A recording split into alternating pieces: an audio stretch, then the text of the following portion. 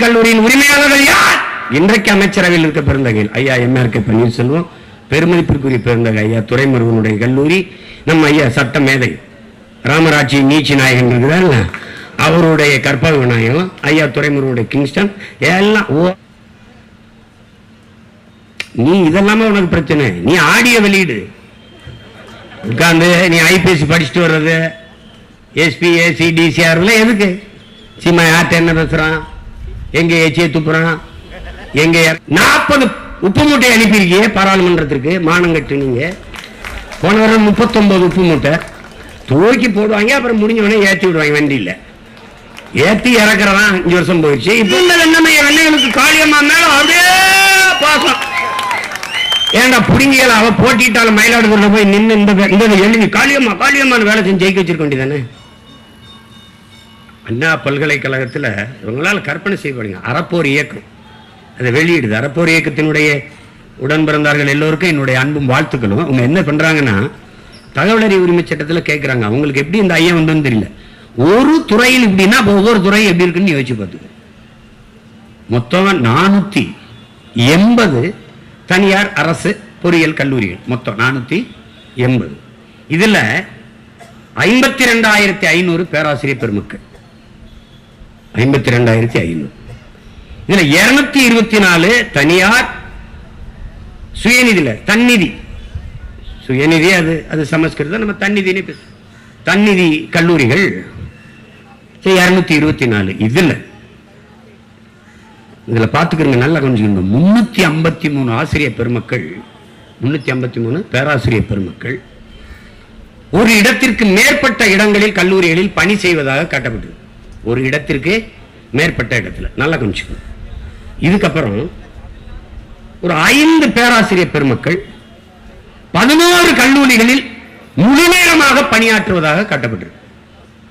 5 பேராசிரியர்கள் முழு நேரமாக 11 கல்லூரிகள். இதுல ஒரு பேராசிரியர் பெருந்தகை 32 கல்லூரியில் தொடர்ச்சியாக 32 கல்லூரியில் முழு நேரமாக பணியாற்றுகிறார் என்று பதிவு செய்து அது சம்பளம் வாங்கிறார்.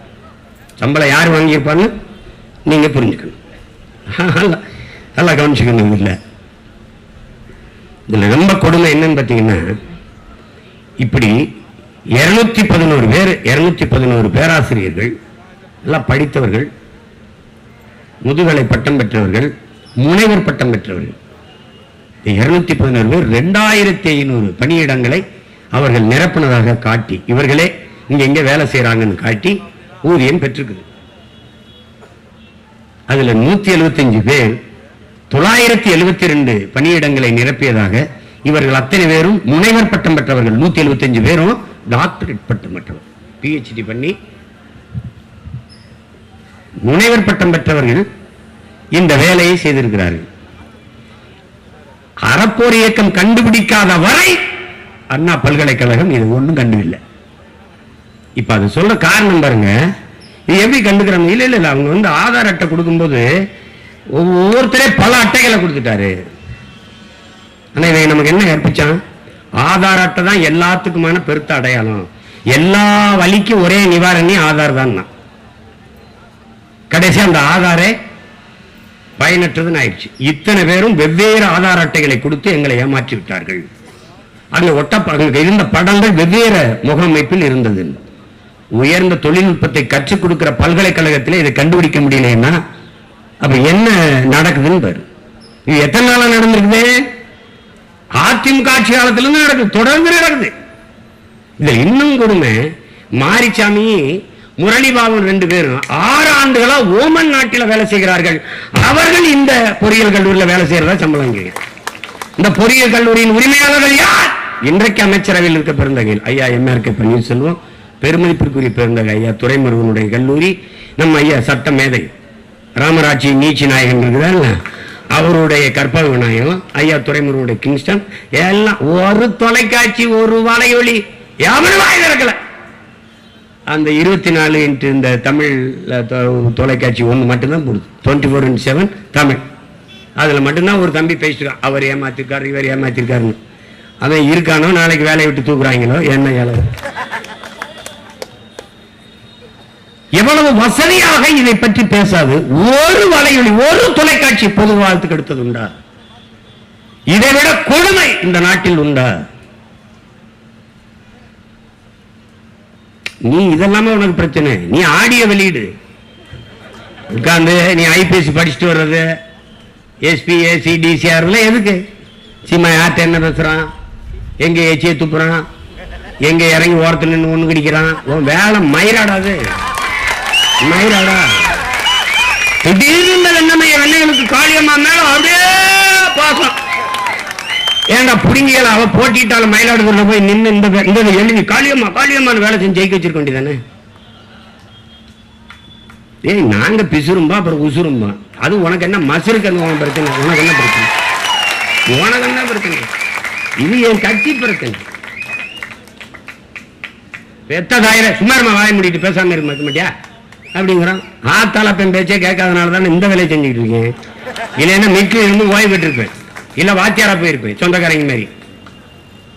கேள்வி என்னத்தையாவது பேசுறது ஆடியோ, ஐயோ சீமான ஒழிச்சு போடுவோம். டேய், நீனும் தான் பேசி பார்த்த, 15 வருஷமா ஒரு பொம்பளை விட்டு பேசி பார்த்த. அதுக்கப்புறம் தான் ஃபேன் ஃபாலோவிங் அதிகமாயிடுச்சு. கேர்ள்ஸ் ரொம்ப ஃபாலோ பண்ற. நான் அப்படி போவேன் சலையா சீமண்டி சீமண்டின்னு. ஒரு சிடுமுஞ்சி நினைச்சு ரொமான்ஸ் இருக்கு போல் இருக்கு அப்படின்ட்டு. அப்படிதான் என் தம்பி கார்த்திக்கு personal advice as elder. We don't worry, be happy.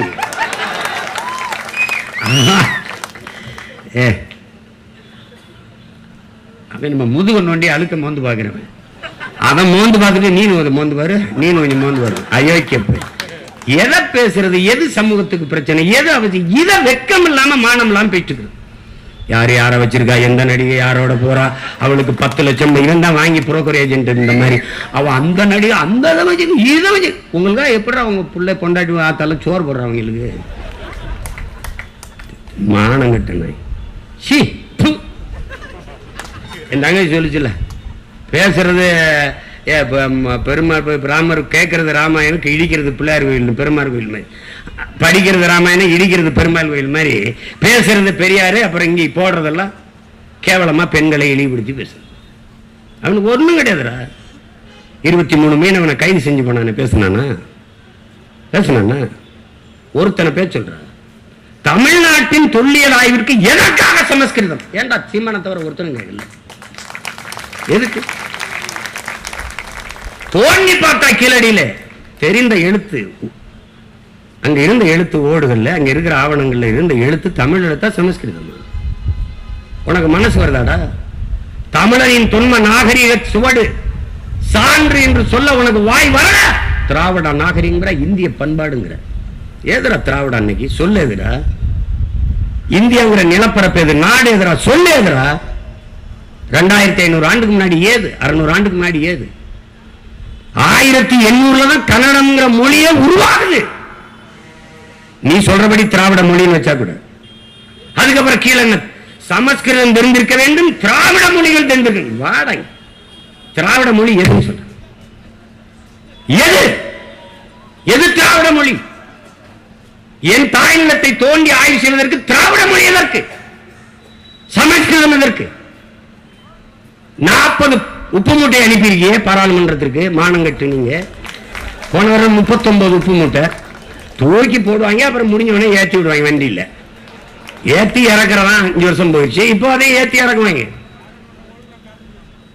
எல்லாம் பேசுற, தமிழ் பேசுற, அது பேசுற, எல்லாம் பேசுற. இந்திய நாடாளுமன்ற கட்டடத்தின் முகப்பிலே சமஸ்கிருதத்தில், ஆங்கிலத்தில், இந்தியில் கல்வெட்டு இருக்கிறது. ஏன்? உலகத்தின் முதல் மொழி தமிழ், இந்திய மொழிகளின் தொன்மையை தமிழிலிருந்து அறியலாம் என்று பிரதமர் அவர்களே அவ்வளவு பேசுனீங்களே, ஏன் என் தாய்மொழியில் அங்கு கல்வெட்டு இல்லை என்று ஒருத்தன் கேட்கல, சீமானை தவிர. ஏன் ஏன் கேட்கல? ஏன் கேட்கல? எவ்வளவு கொடுமை பேர். கேட்க மாட்டார்கள். அங்க எதுக்கு சமஸ்கிருதத்தில் கல்வெட்டு இருக்குது? அங்க எதுக்கு இங்கிலீஷ்ல இருக்குது, இந்தியில இருக்குது? வச்சுக்க, என் தாய்மொழியில் இருக்கணும்ல.